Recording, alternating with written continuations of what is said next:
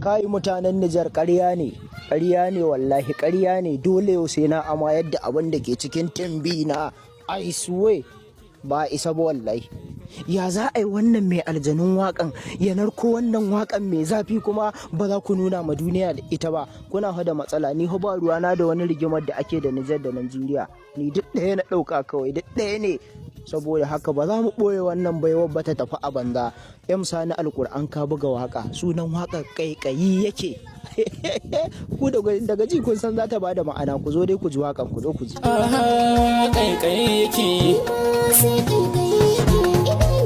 ƙaiƙayi yake, ƙaiƙayi yake, ƙaiƙayi yake, ƙaiƙayi yake, ƙaiƙayi yake.